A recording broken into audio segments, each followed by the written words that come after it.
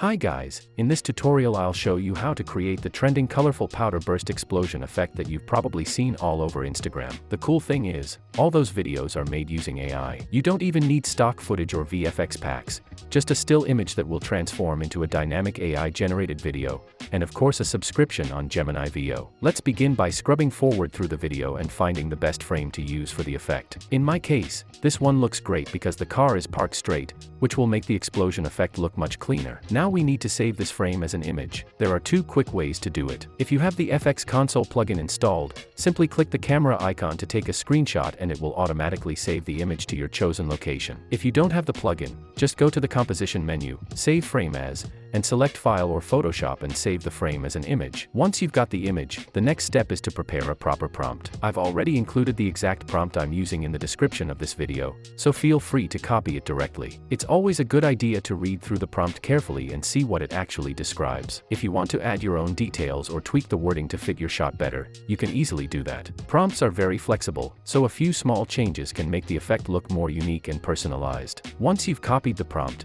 let's open the Gemini Veo3 AI website. First click on Add Photo and select the frame you saved from your video. Now paste the prompt you copied into the text field right here, and then simply hit the Enter button. After that, all we need to do is wait a few moments while it generates the video for us. Once it's done generating the video, we can quickly preview it.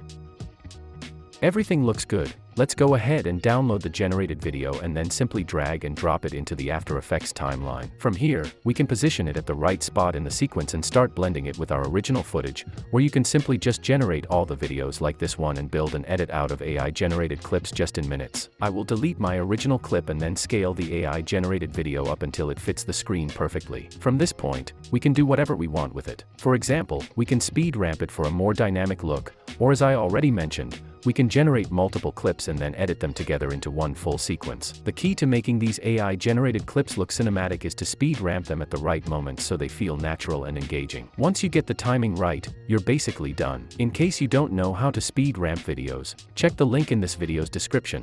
I've included a full tutorial there. Hope you found this video helpful. Thanks for watching, and if you enjoyed it, please give it a like.